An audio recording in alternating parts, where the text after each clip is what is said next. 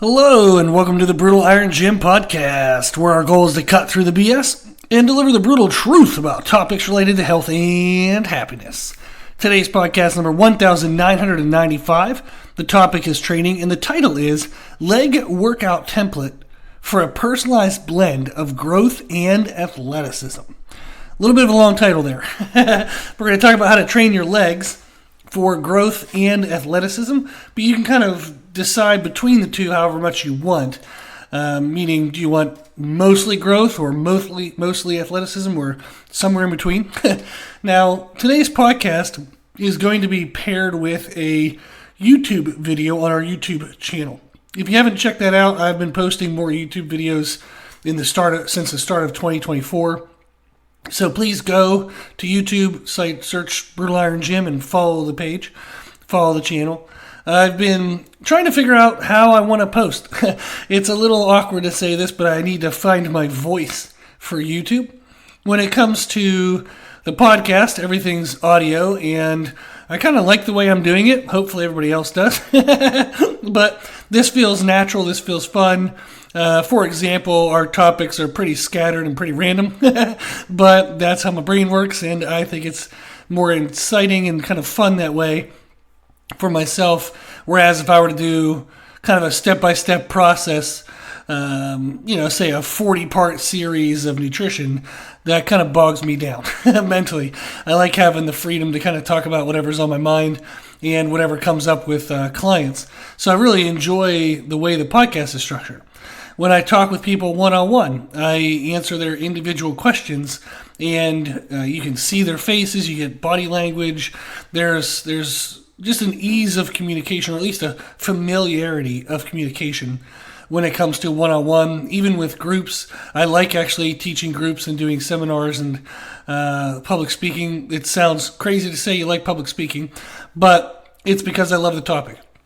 Little side story, whenever I was doing my undergrad, I have an undergrad in health and physical education, so a teaching certification for health and phys ed. When I was taking public speaking, the professor I had, and I took that class at the University of Pittsburgh, she was saying how often the fear of public speaking comes with, it's kind of paired with our belief in the knowledge of the subject matter. Meaning, if we're talking about something that we know very well, we'll tend to feel more confident. If we're talking about something we don't know very well, we tend to feel less confident. Kind of makes sense, right? But with that knowledge, it was then, okay, if I'm going to do public speaking about a subject, I want to learn everything. So I was one of those weirdos where anytime I had to give a talk, I would learn as much as I possibly could about stuff. And so much so that I wouldn't have note cards when I spoke. And in our public speaking class, we were allowed to have note cards, but when people would use note cards, they would look down at the paper, or they would have their reading voice versus their actual talking voice, and it would disengage the listener. So I memorize things that need to be memorized, but mostly I approach the talks as if they were conversations or outlines. So I would know, okay, I want to talk about this subject, but I wouldn't memorize verbatim how I wanted to talk about it. And I would just kind of wing it. And I loved that, and it really freed up a lot of the stress and concern for me. And then when I started doing public speaking for nutrition, when I had those opportunities, my favorite thing to do was just to open it up to Q&A as quick as I could get people involved. As soon as I could get people engaged with a funny joke or making some kind of funny comment, that was the excitement, was trying to get people engaged, and then I would just go with the flow. I remember I gave a talk at a drug and rehab center once about nutrition, and when I went in, I was like, there's no way these people want to hear about calories and proteins and all these things. So I just kind of, I walked in, I told them, I said, I have some information prepared, I'll hand out some handouts, but I really want to know what you want to know. What do you want to know? When it comes to nutrition, what confuses you? What has uncertainties to it? Do you have any just burning questions? And I think the first question was somebody said, can you eat Big Macs and lose weight? And I was like, yes, you can. And they're like, what? And I kind of hooked them from there. And I explained how they could actually eat fast food and lose weight. I explained to them, I actually had a client one time. We ate off the McDonald's menu there was an extreme background circumstance. I'll give you a quick rundown. But they were a single parent with a special needs child and just overwhelmed, just crushed with life. So they'd wake up in the morning. There was a big protocol to getting their kid ready for the day for somebody to come and watch the kid. They would drive to work, so then they would stop at McDonald's on the way to work. Then at work, in the lobby of their building, was a McDonald's, so they would eat McDonald's there. Then on the way home, they would stop by McDonald's. I think it was, something like that. And they would get McDonald's on the way home, but they would also get it for the kid because the kid loved McDonald's, and that was like the most exciting thing. And there was this type of special needs to where routine was extremely important. So if you bought McDonald's for dinner one night, you better do it every night till the end of time. So if the routine got messed up, it was a bad day. So they end up eating McDonald's like all the time. And I was like, rather than you hating yourself, hating life, being totally unhappy, well, I'll just teach you how to eat off the McDonald's menu to where you can get your weight down, you can get your blood markers in control, and then we'll attack it kind of later on about different food options. So we'll get that addressed once we get some weight off you, once we get your blood pressure down, your cholesterol down. I said, let's just get you on, blood work on paper. Let's get you healthy. And then from there, we can kind of ride that momentum and make progress. So they did a great job. They lost 30-some pounds eating off McDonald's menu. I then explained that to that group in the drug and rehab center, and they were loving it. And then they started asking me questions about, how many calories is in alcohol? Can you just smoking cigarettes make you gain weight? It was a whole bunch of crazy questions, which was super fun. But that's how I got over public speaking, was just being well-versed in the topic. And that got me more and more comfortable with public speaking. So I have a public speaking voice. I have a voice for podcasts. But what I have yet to do is figure out my YouTube voice. And the reason why that's a little awkward is I'm used to talking to someone. I'm used to what I say being guided and directed by what the person needs. When you're talking to a camera stand, there's no one asking questions. There's no body language response. There's no, oh, that's interesting. Can you teach me more about that? I have to guide it myself, which is, it sounds odd to say, but that's new and different for me. I tend to just whatever the person in front of me needs, I just talk about that. And when there's not a person in front of me, I'm like, oh, what do people want to know? And it's a little I feel a little lost, a little new with it. So if you go to our YouTube channel, please follow it. And then also, please make suggestions. If there's anything you want to see in the YouTube channel, I would love to know. And there are certainly differences of material content that can be discussed via a podcast because it's audio versus YouTube, because it's visual. So the visual type of things that we can't cover in the podcast, I would love to be able to cover in YouTube. And I would certainly appreciate any guidance or any suggestions from you, the viewer/listener. Okay, with all that said, that was a tangent off the side. But one of the videos I made recently was an explanation of today's topic, which is how do you structure a leg workout with a known, productive, beneficial, awesome, great results structure, but it has a lot of personalization and freedom. This kind of came from a conversation with one of my clients who's a personal trainer. Actually, over half of my clients are personal trainers, so I love talking about this stuff. I'm very educational focused when I talk with my clients, as much as they need, because it's fun. I enjoy that part of it. I love learning and teaching and sharing whatever little crazy things I learn, and they find out they work, and then that's exciting and you want to share it to everybody you know. So we were talking about a leg workout, and this client wants to build their muscles, but they also want to feel athletic and be able to move themselves, control themselves well. They don't want to become muscle bound. But at the same time, they're coming from a history of sports where they are very athletic, but they're very small. So they want to build bigger muscles, but keep the athleticism. So that came to the idea of how do we create a leg workout that allows you to do that. The structure that we talk about in the YouTube video that I'm going to talk about in today's podcast as well is you start the workout with a warm-up. You do basically something to help get the shoulders and hips moving, so increase mobility, get the body moving, get those joints free from tight musculature, get everything ready to go in the shoulders and hips.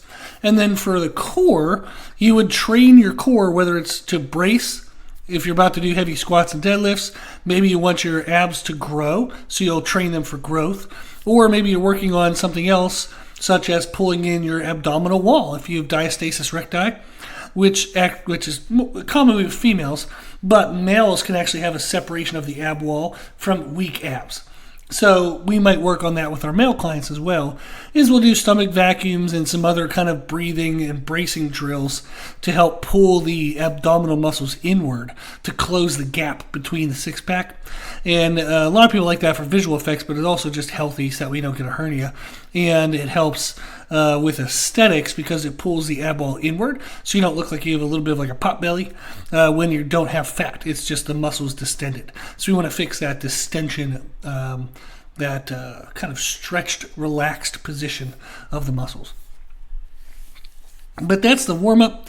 Something for shoulders and hips for mobility, and then something for the core, depending on what your individual needs are. And that's the whole point of today's podcast. The whole point of this template is things can be personalized. So, for example, for the shoulders, maybe you have very healthy shoulders, so you're just going to work on kind of strengthening them. Great. Maybe you have really crappy posture, and you have to work on the rotational position of your shoulders. Maybe they naturally roll forward and kind of turn inward because you have tight chests where you sit at a computer all day. So we want to be able to address that if that's your issue. When we talk about hips, maybe you have lower back problems, so we want to make sure we open up and release tightnesses in the adductors and hamstrings. Then as we grow the glutes, the hamstrings, and quads, that'll all help take care of the lower back. But we want to personalize that intro, that warm-up to the workout. It's an extremely, extremely important component. To learn more about that, you can listen to podcast 1112. It's titled The Best Warm-Up Routine, and I go through in much more detail about how to set that up. If you want to find that older podcast, you can go to our website, www.brutalirongym.com. On the homepage is a podcast player that goes back 300 episodes. Underneath of that player, though, explains how to find older podcasts, such as podcast 1112, and again is titled The Best Warm-Up Routine. So we go through a warm-up. Then we want to do something hamstring focused. Instead of warming up and going right into our most aggressive movements, which is what typically people do if they warm up at all, they just go right into their aggressive things. But we want to do something for the hamstring, and the reason why is the hamstring is typically out of the lower body muscles, it tends to be weaker than the quadriceps for sure. And if people have a weakness in glutes and hamstrings, they're going to get their glutes involved in more of the compound movements that also do get their quadriceps. So squats, lunges, deadlifts. But the hamstrings aren't always maximally involved or maximally worked in some of those major compound movements. So we want to make sure we get good focused attention on them so that way they can strengthen and improve over time to balance what we need to continue to be able to improve the glutes and the quadriceps. If the hamstrings are weak and they're not able to support the larger movements, then you're going to limit the development of your quadriceps, your glutes, because your hamstrings are too weak to support the movement. So focusing on the hamstrings is a great way to get them to catch up, and it's an investment into making sure that the exercises for the other muscle groups don't have that limiting factor holding them back. So we do something for the hamstrings. Now, this can be, there's an enormous variety. In the YouTube video, I'm doing barbell stiff leg deadlifts to warm up, to kind of get my hamstrings for the day. But for some people, that could be too aggressive. Maybe it's too aggressive on their lower back. So instead of a barbell RDL, Romanian deadlift, they can do like a dumbbell RDL. And it's actually a little bit easier in the lower back because the dumbbells can be kind of angled at the side of your thighs rather than out in front of you. You can also just do lying hamstring curls or seated hamstring curls. That's fine. You could do like leg extended glute bridges, which are more hamstring focused than actual glutes. You can do what's called band temper tantrums. If you never looked that up, that's a great exercise. And that's really good for sprinters and athleticism. It works on just the hamstring connection at the knee and the hip, but mostly the hip. And then the coordination to contract that in a ultra fast explosive pattern. So there's a lot of things you can do. You can do single leg stiff leg deadlifts, single leg RDLs. Just really the idea is trying to get into the hamstrings and get them focused and get a good stimulating, challenging effort into those muscles. Now, whether you do isolation versus compound versus explosive movements really depends on your needs. If you're an athlete, you're probably going to do more explosive style movements. You might think of inverse curls. That might be an explosive way to work your hamstrings that are more related to running. If you're for growth, muscle growth, maybe you're going to do an isolated movement like lying leg curls, seated leg curls, or even the RDLs like I did. If you're more into strength, then you're probably going to do really any of those, but really higher weight, lower time under tension. So you're going to have just a heavier focus into those major movements. I would also adjust my hamstring movement based on what I'm going to be doing for my main movement of the day. So the workout in general goes movement preparation, like our warm-up circuit, hamstrings, and then the main movement of the day, and then everything else. And I'll explain that in a second. But we're doing the warm-up and the hamstrings to get ready for that main movement. If the main movement is going to be a barbell squat, let's say for example the main movement is going to be a deadlift. For hamstrings, I probably don't want to do a Romanian deadlift or a stiff leg deadlift. I don't want to do anything that's going to directly pre-exhaust and compete and annihilate the main movement. Now, if I do lying hamstring curls or seated hamstring curls before deadlifts, does that reduce some of my performance in deadlifts? Yes, it does, but a very small percentage. And like we said, it's an investment for the future to make sure that the hamstrings aren't the weak link. So you're going to pre-exhaust them a little bit to actually make sure that they're maximally taxed in the main movement so they get a maximal adaptation. So then in the long run, they actually catch up and they actually feel stronger. This type of work is called pre-exhaust. When you do an isolative type effort before a major compound movement, you would pre-exhaust the targeted muscle, hoping that over time you're going to strengthen that muscle to make sure it's not the weak link in the major compound movement. An example of this is, for me, I have short upper arm bones, so I have a hard time growing my chest when I'm doing presses. When I do presses, my triceps take over. This would be true of anyone with short upper arm bones. How do you know if you have short upper arm bones? You got to look up an anatomy chart, and one general way is if you were to raise your arm over your head right now and say reach as high in the sky as you possibly can. Your elbow joint, if it's like barely above your head or it's just at the top of your head, you probably have a short upper arm bone. If the elbow joint is a good couple inches above your head, then you probably have a good like normal length of upper arm bone. But there is actually anatomy charts that'll tell you how to do this. You can also look at your wingspan, but for example, I'm 6 foot tall and I have a 6 foot wingspan, but the shortness in my upper arm is made up for in the length of my forearm. So my forearms are actually disproportionately a little bit longer because my upper arm is disproportionately a little bit shorter. So I still have a pretty good, wingspan. It matches my height, which is normal, but it doesn't indicate it doesn't show that I have that short upper arm bone. The reason why it's helpful to know is I always wondered why my chest didn't grow well from presses. I always felt that my chest grew better from flies. But I was also, hearing, and you hear people say this and talk about this, I was like, oh, you got a big, heavy compound movements, grow the muscles the best. So I'm like, well, chest press is supposed to grow my chest. That's why it's called a chest press. Damn it. But it's not working. So what I found was for me to get my chest better, to actually better develop my chest, and I still have a long way to go, but is to do pre-exhaust work, to do chest flies first. I want to annihilate and wear out my chest doing chest flies, and then I'll go into presses. What happens then is presses is before my triceps die, my chest is further damaged and fully exhausted. So by pre-exhausting my chest, it makes sure that when I go into chest presses, my chest is the weakest muscle group and dies first. So the chest press actually becomes a chest press, not a tricep press, because if my chest is fresh, it gets understimulated in the chest press. I can only chest press until my triceps die, but I've only got maybe 70% of my chest damaged. Whereas if I do flies first, pre-exhaust first, I damage my chest all the way, and then I go into presses and I just damage my chest even more, and I get a much better growth response. So pre-exhaust is a technique you can use for muscle growth or strength. I've used pre-exhaust for strength athletes all the freaking time. All the time in their programming as a way of using underloading and overloading waves to help with recovery. So that way we avoid joint injuries and connective tissue injuries and small muscle, muscle tissue injuries. But if you want to learn more about pre-exhaust, you can listen to podcast 1160. It's a training podcast settled using pre-exhaust to change exercise focus. And again, you can find that by going to the website and searching for that older podcast. Now that was a little bit of a side tangent there as well, but the hamstring work before the major compound movements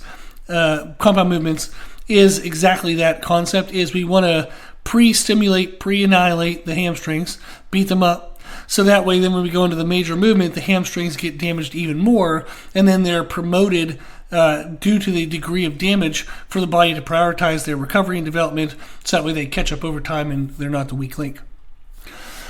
Okay, with all that said, how many sets and reps do you do? The idea is you want the hamstrings to feel fully challenged, exhausted, but we don't want your body system as a whole to feel annihilated. So I don't want to do, if I'm doing RDLs, I don't want to do them so damn heavy that my spinal erectors are exhausted, my glutes are exhausted, my core is exhausted, my grip is gone, my central nervous system is rocked, and then I'm supposed to go do something big like squats? Forget that. So I want to stimulate, annihilate, beat up the hamstrings, but not beat up my entire body in the process. If I'm doing explosive movements, your reps are going to be related to the time under tension, meaning however many reps I can do in a certain amount of time would be the right rep range. So it's actually time-based, not rep-based. And we know that based on studies will say, if you tax a muscle to the maximum of its ability within, say, 10 to 20 seconds, the response from the body is the muscle becomes more explosive and stronger. But that's actually too short of a time under tension to create a significant amount of muscle growth. So you either need a bunch of sets to get the total time under tension that you need, or you would do sets of longer time under tension. So typically 20 to 40 seconds are better for growth, whereas 10 to 20 seconds is better for strength, and like 5 to 10 seconds is best for explosion. So we know whatever reps fall in those time under tension ranges is what we want, because we don't care what the reps are, we care what the outcome is, right? So if I want the outcome to be explosive, I'm going to do whatever reps are done in 5 to 10 seconds. If I want strength, it's 10 to 20 seconds. If I want muscle growth, it's 20 to 40 seconds. So the reps would be whatever reps we get within whatever range we want of the desired outcome, whether that's explosiveness, strength, or muscle tissue growth.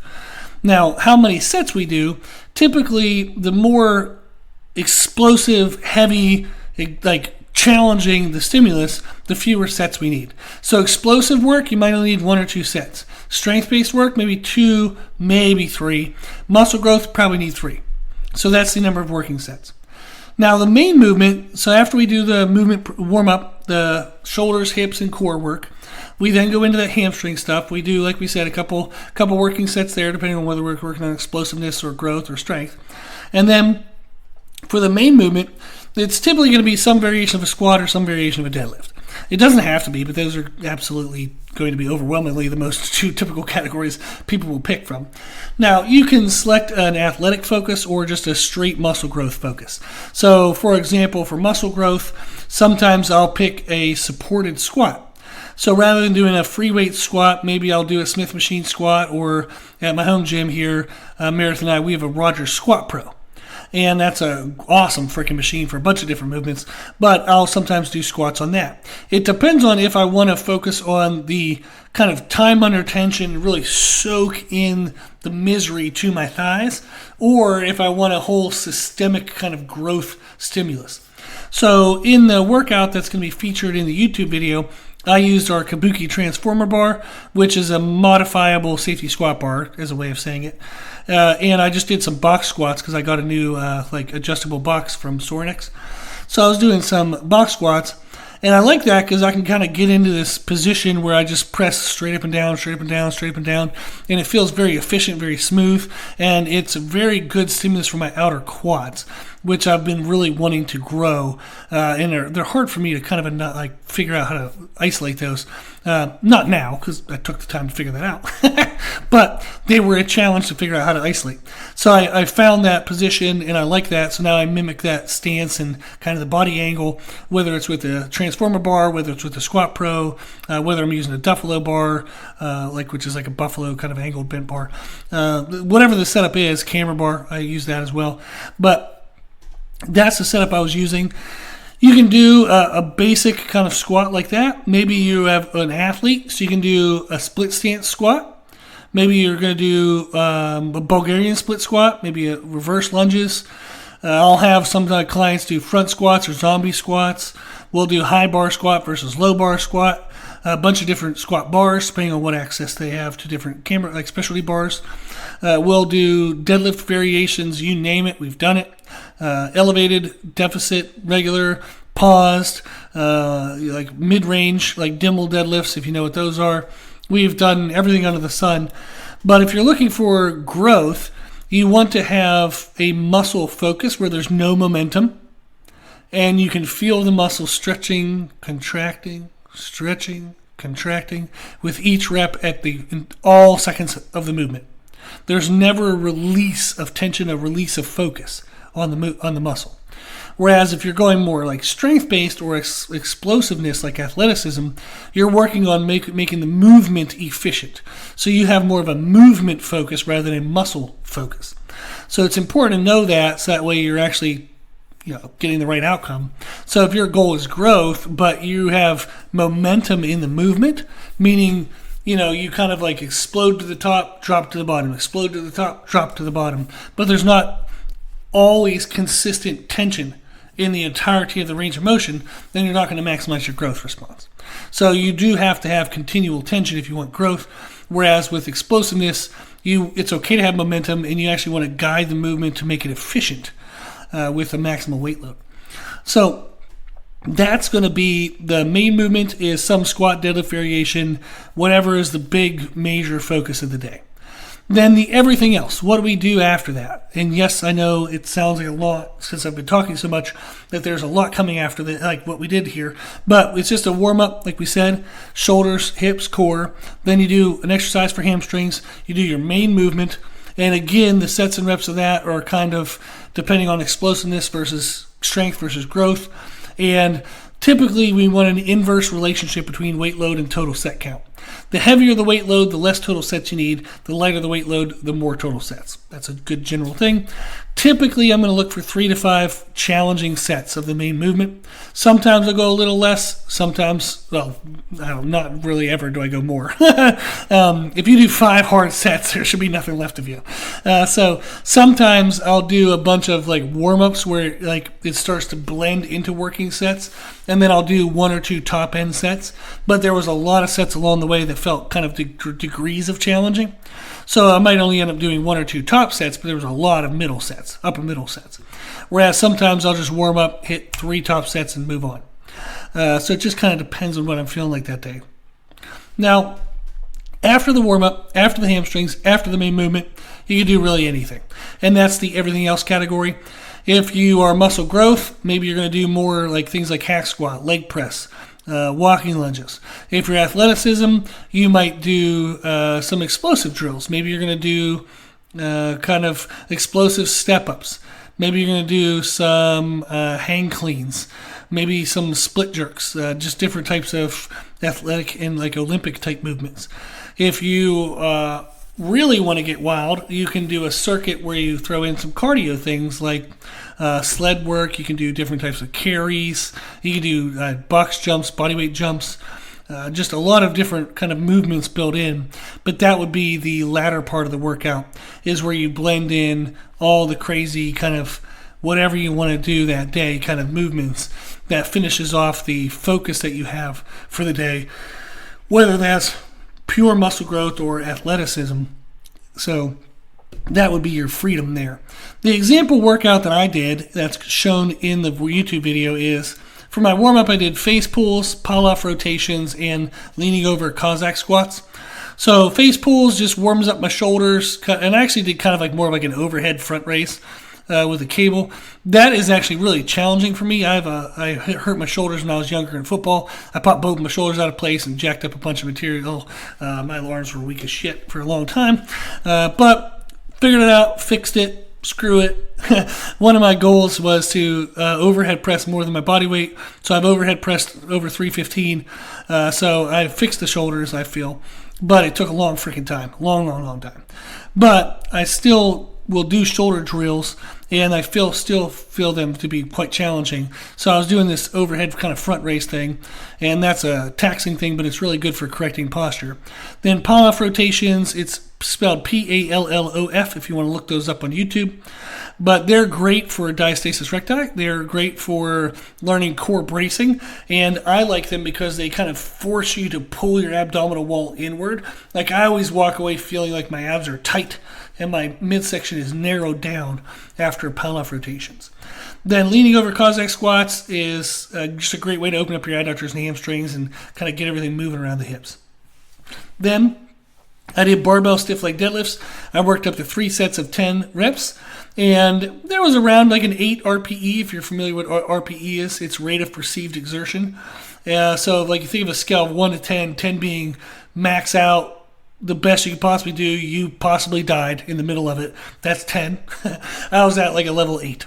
So they definitely felt challenged, felt stressed, but there was room to be more aggressive if I had wanted to, but it was challenging enough. It was enough to get my hamstrings pre-exhausted, which is exactly what that hamstring work is. Then I went into the transformer bar safety box squats, which was great. I did a bunch of sets of 5, working up to kind of 2 heaviest sets, but along the way, the last 4 to 5 sets definitely felt hard. I was just modifying my speed, modifying my positioning a little bit, but they all felt pretty challenging the last 4 to 5 sets. Then I did hack squat for 3 sets of 6 reps with a slow eccentric. So I was going down with, I think, a 3 or 4 count, then being purposeful in the way up, not explosive, because I want to feel the contraction, because I was going for muscle growth. But it was maybe like a 1, 2 on the way up, but then on the way down it was 1, 2, 3, down. 1, 2, 1, 2, 3, down. Kind of like that pacing. So it was like twice the speed, twice the length of time for the eccentric than the contraction. So that was really good for opening up and kind of pulling open the quad muscles. So I like that. And then I finished with some dumbbell walking lunges. Just a couple sets of 12 reps, 3 sets of 12 reps. And that wasn't anything too heavy because by then my legs were pretty dead. But that was the example of the workout, was face pulls, pull-off rotations, leaning over Cossack squats. Then I did stiff leg deadlifts, then box squats, then hack squat, then walking lunges. And that was definitely more of a growth focus. I could have swapped the hack squat out and did reverse lunges on the Roger Squat Pro, which I showed in the video, but I didn't actually do for working sets in my workout. But reverse lunges have more of an athletic feel because they're unilateral, and you have to move within the ankle, the knee, and the hip joint, and they're all unsupported. They all have to find their own positioning. Whereas like a hack squat, my foot is stable, my back is stable against the pad, so really the only joint that has freedom of movement is my knees. So it's a little less athletic because you're not having to kind of find your positioning while you're also moving a weight load. So that's something I think of is, how supported, how guided is the movement. The more supported, the more guided it is, it's probably better for muscle growth. The less supported, the less guided it is, it's probably better for athleticism. That's just a good general rule of thumb. But I thought this would be fun to share that the template is warm-ups, hamstring, main movement, and then everything else. It can sound basic, but the trainers I work with, and I've had a ton of interns over the years at the physical location of the gym, they love this because it's how do I know I'm creating good workouts, but how do I have fun within the creation to personalize it and learn? So I give them templates, and then they plug and play in movements based on what they think they want to try, but they know the structure is always good. The structure is always sound. If they're following the structure, no matter how much they play with exercise selection, they know they're going to get a good workout. So that's why I wanted to share this, and also to encourage the listeners of the podcast to go over and check out our YouTube videos. But make sure you engage as well. If you don't mind, I do appreciate it. Like the videos if you like the videos. Send me messages, give some feedback. The more I hear from people, the more I have an idea of what the hell I'm supposed to be doing that's actually helpful to people. So I appreciate the feedback if you are willing to send it. Okay, awesome. Well, if you like the podcast, please share the podcast. If you like the podcast, please consider donating to support the podcast, which you can do on our website. And if you like the information we share in the podcast, as I say at the end of every podcast, you can find more from us on our social media channels on Instagram and YouTube. So if you go to Instagram, if you go to YouTube, please follow us as well to help build up the kind of the appearance of the pages, so that way people are enticed more to check out the information, and then hopefully that information will help them. So if you do follow, if you do like things, it really does help promote the content to be seen by more people. So I appreciate likes, I appreciate follows, all of that stuff definitely helps. And then hopefully whoever is helped by the content appreciates you doing that as well, so that way they are actually aware of the content. Awesome. Well, as always, I hope this was helpful, and thank you for listening.